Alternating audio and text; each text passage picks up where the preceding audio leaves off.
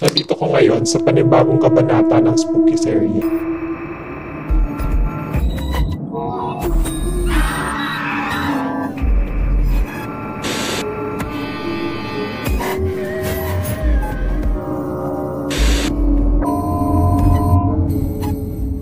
Kung meron kayong mga kwentong gustong i-share, pwede nyong i-post sa aking Facebook group. Ang link ay nasa TikTok bio ko or nasa description box, depende kung saan kayo nanonood. Honestly, wala talaga akong update. So, dediretso na ako sa pagkukwento ko sa inyo, okay? For our first kwento. This happened when I was in high school.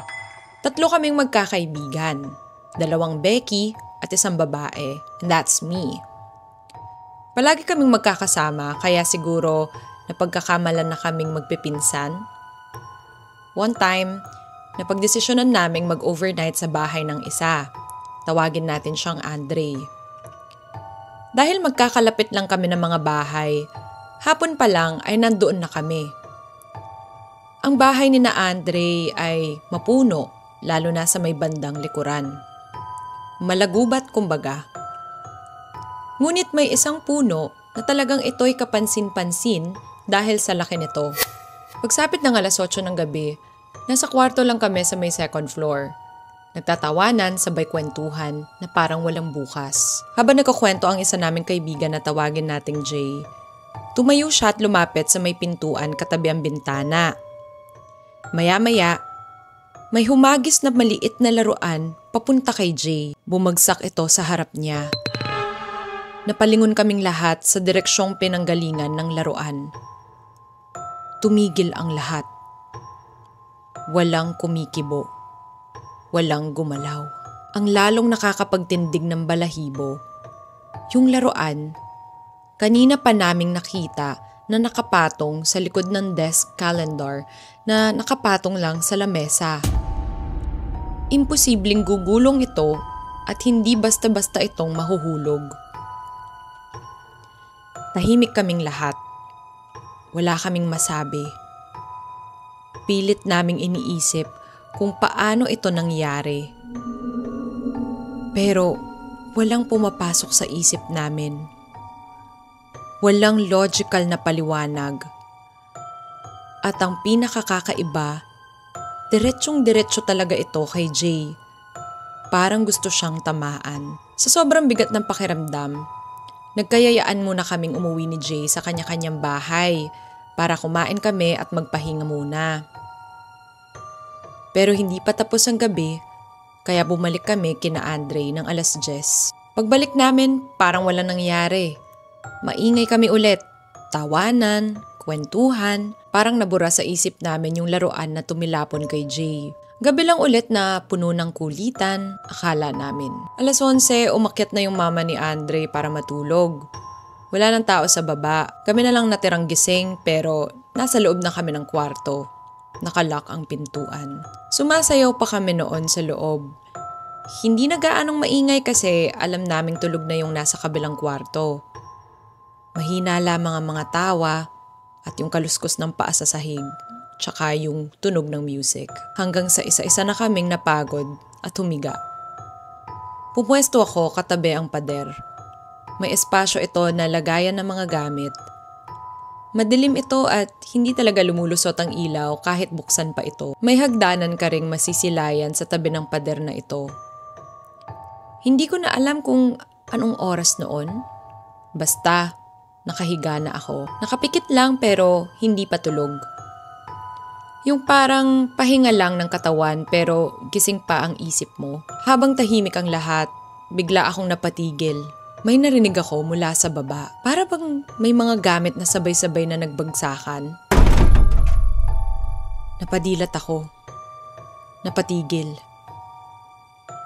Alam ko, wala ng tao sa baba. Nasa mga kwarto sa itaas ang lahat ng mga tao.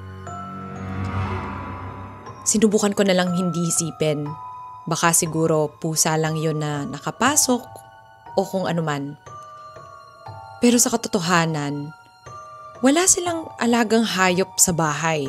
Walang pusa, walang aso. In denial lang siguro ako. Doon na nagsimulang manlamig ang pakiramdam ko. Maya-maya, may narinig ako. Galing sa bintana. Parang may kumukutkot. Paulit-ulit, dahan-dahan. Yung tunog na parang may gustong pumasok. Parang may kuko o kung anumang matulis na kinakalaykay ang salamin ng bintana. Ilang oras din yun. Tuloy-tuloy ang pagkutkot. Gising pa rin ako.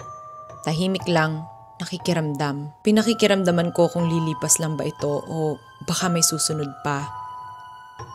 Nung kalaunan, huminto rin yung pagkutkot.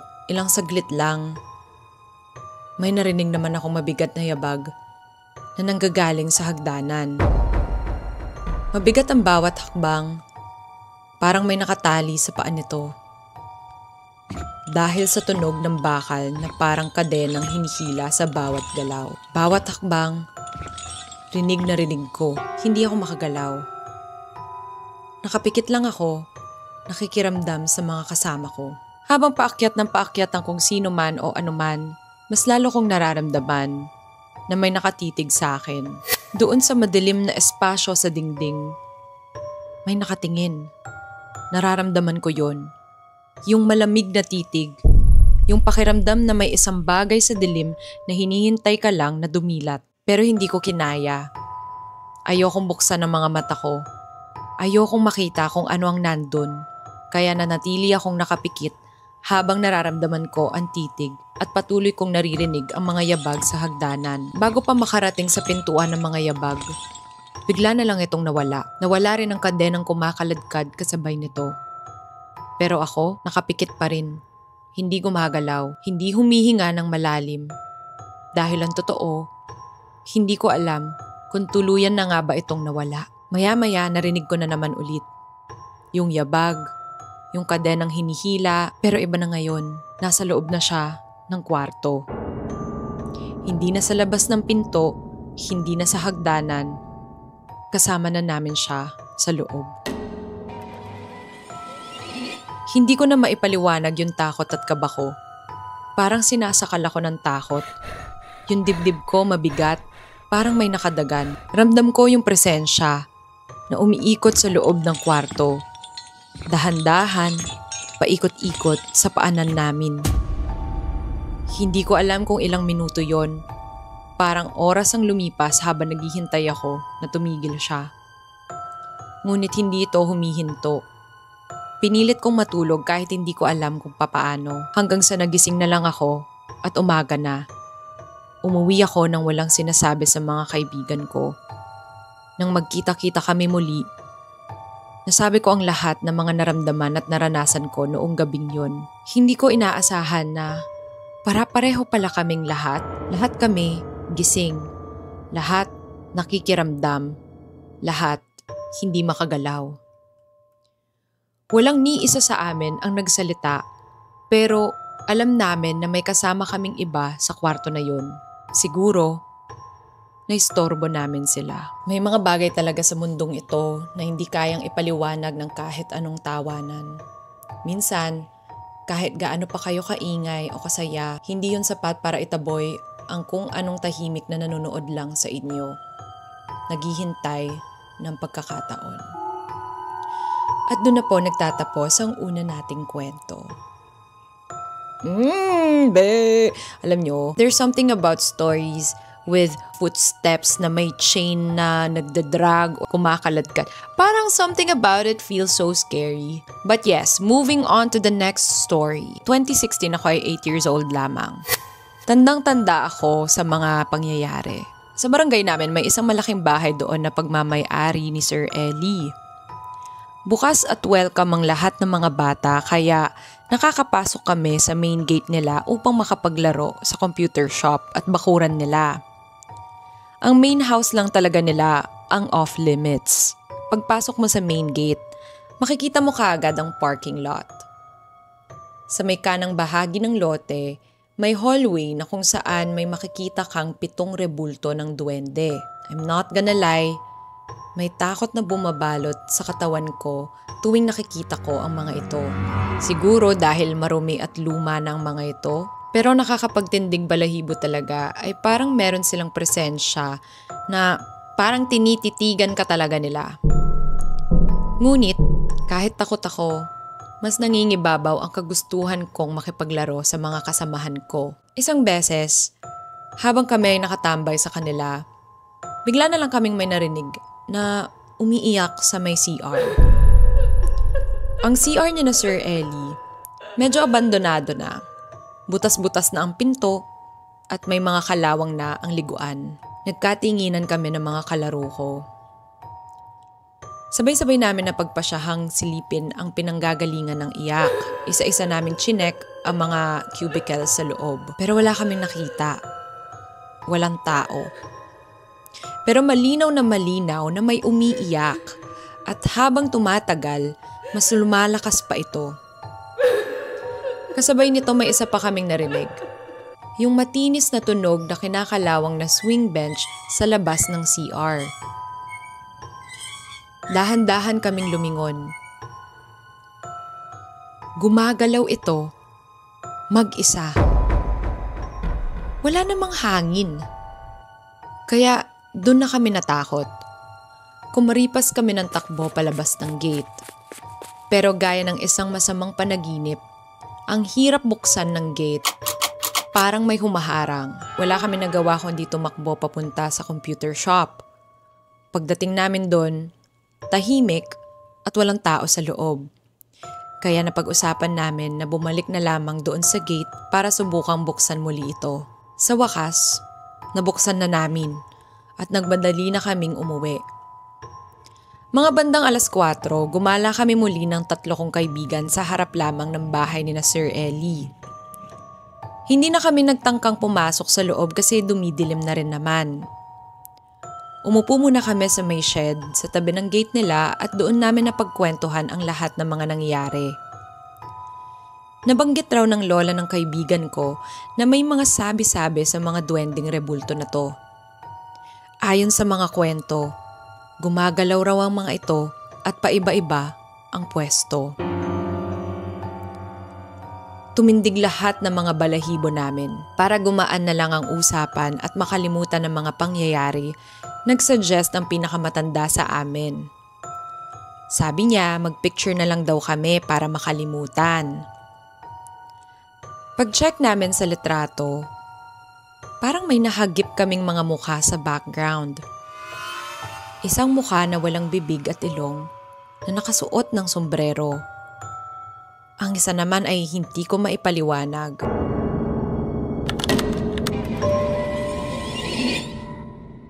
Mula noon, hindi na ako nagtangkang pumasok sa bahay ni na Sir Ellie.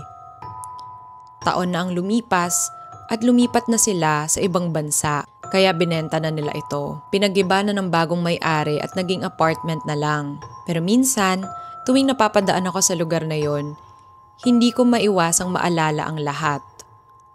Yung iyak mula sa CR, yung swing na gumagalaw mag-isa, yung mga duwending rebulto, at yung letrato. Nagpaparamdam pa rin kaya sila? At ano kaya ang ginawa nila sa mga rebultong yon? At doon na po nagtatapos ang pangalawa nating kwento. Diba na-mention ko sa inyo na takot ako sa mga rebulto? Hindi naman ako takot sa mga statues na ganon. Mga rebulto na duwende, mga ganyan. Okay, mga galing sa Jed's Island. Takot ako sa mga rebulto talaga na religious. Mama Mary, mga santo. Hindi ko alam. It's like the uncanny valley na hindi mo alam kung tao ba sila o hindi, alam mo yon? Very similar sila sa itsura ng tao pero alam mo hindi sila tao. Siguro that's what makes it very creepy. Pero dun sa mga duwende, feeling ko hindi naman siguro ako matatakot sa kanila. Pero ang weird lang, no? Bakit sila merong mga 7 dwarves doon? Fan ba ng Cinderella si ano? Ay, Snow White pala yun, hindi Cinderella, be. Fan ba ng Snow White yung may-ari, si Sir Ellie? Dahil dyan sa mga statwa nila na yan, meron tuloy pumasok na mga entities na literal na duwende. Sina Happy, diba? For our third story, nangyari ito last December 31, 2024. Magbabagong taon. December 30 na pagdesisyonan naming mag-inuman ng pinsan ko. Nagkwentuhan lang kami hanggang sa nakaubos na kami ng isang emperador. Tapos, mag-aalas 9 na pala. Dahil wala na kaming ibang magawa, naisipan naming tawagin ang kaibigan namin. Ang nakakatawa rito, umiinom rin pala siya kasama ang kanyang kapatid na babae. Pumunta kami ng pinsan ko sa bahay nila at nagyaya pa kami ng isang kasama. Ang tito ko na halos hindi na naman nagkakalayo sa edad namin. December 31, 2024. Alauna na ng umaga. Natapos na kaming uminom at napag-isipan na naming umuwi. Hindi rin naman kami ganun kalasing kaya kaya pa naman namin mag-drive at that time. Dalawa sa amin ang nakamotor. Ang tito ko at ako. Nakiangkas lang ang pinsan ko. Habang pauwi kami, dumaan kami sa bypass kahit hindi ako masyadong komportable doon. Nakakatakot kasi rito at napakadilim. Tuwing dumadaan ako doon, tanging headlight mo lang ang kaibigan mo talaga. Sa may unahan, papasok sa may bypass road, mayroon silang ginagawang tulay doon. Habang dumadaan kami, naramdaman kong unti-unting bumibigat ang motor ko. Noong time na yon, dinedma ko lang. Kasi all the while, iniisip ko nakaangkas sa akin yung pinsan ko. Siguro dala na rin na nakainom ako. Habang sinusuhong namin ang madilim na daan, nakikita ko sa side mirror. Babae. Di gaanong nakikita ang muka at plus size. Ang pinoproseso ng utak ko, pinsan ko yon. Dahil kahulma niya kasi, kahit hindi masyadong nakikita ang mukha niya. Hindi ako sigurado kung dahil epekto lang ito ng alak kaya dinedma ko na lang ulit. Kinausap ko siya, sabi ko, pag uwi natin higop tayo ng sabaw para mahimasmasan tayo.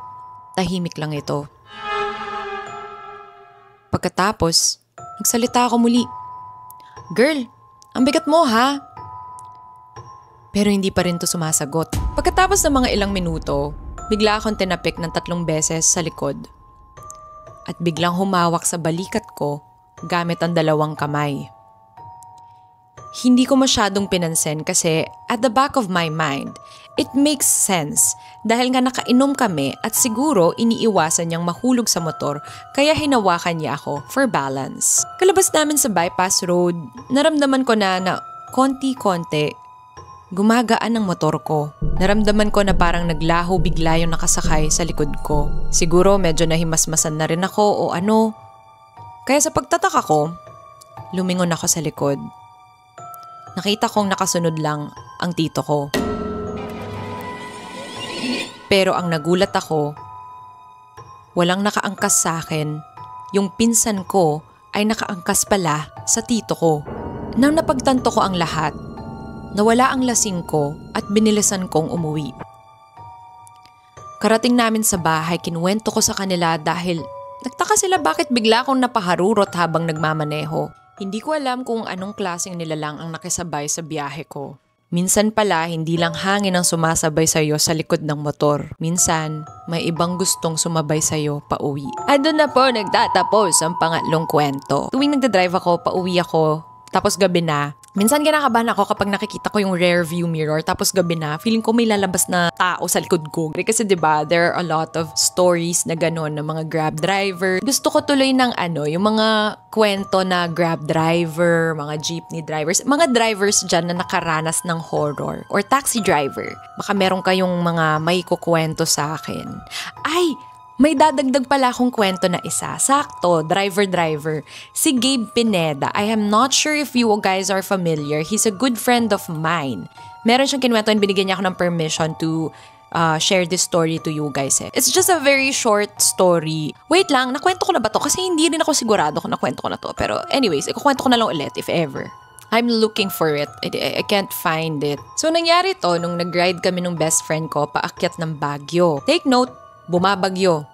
Opo, tanga kami, sorry po. I made sure lahat ng gamit namin was tightly secured sa mga motorcycles namin. Ako nagtali ng mga gamit ng friend ko sa motor niya, ako rin nagtali sa mga sakin. Looking back, nasa isip ko, mas confident ako na walang mahuhulog sa akin kasi pang heavy duty yung mga gamit kong pangtali ng gamit. I couldn't be more wrong. Yung mga gamit ko, nalaglag ng 7 times in total sa buong trip sa mga pinakaalanganin at nakakatakot pa na lugar. I think yung unang beses na nalaglag ay isa sa mga pinaka-creepy na experience na naranasan ko sa buhay ko. Nung nasa bandang Luisita na kami sa may Tarlac, madilim, maulan, mahangin at walang katao-tao sa daan. Ayun, nangyari na nga ang pinakakinakatakutan ko. nahulog yung mga gamit ko kasi may nadaanan kaming lubak na daan. Ang akala ko nahulog sila totally. Pero naging panatag naman ako kasi may nakita ko sa side mirror ko na tao na tumakbo na para bang kukunin yung mga gamit ko. Sinabi ko sa kaibigan ko sa intercom, "Pre, nalaglag ang gamit ko pero okay lang, mukhang may kumuha naman." Pagkatigil namin, nakita ko na yung bag ko na hindi naman pala nalaglag ng tuluyan, kundi sa gilid lang siya ng tambutsyo. Dito na ako medyo kinabahan. Kasi kung hindi pala nahulog yung bag ko, sino yung nakita kong tumakbo para kunin ko yung bag ko sa daan? Marami pa kami nakita na experiences ng pag-akyat namin sa Baguio. At doon na po nagtatapos ang pangapat na kwento. Huy, ang dami natin kwento today ha. Pero ito ang kinwento sa akin ni Gabe. Sabi niya, sure siya na may taong dumaan. Sure siya na may tao talaga. Pero nung pagtingin niya, wala siyang nakitang iba. Wala. Sila lang dalawa na nagdadrive. Sino kaya yun? I think it's time to end this kwentuhan kasi nakarami na kayo sa akin ha for today's video. Please don't forget to like, comment, and subscribe. I love you all. Goodbye.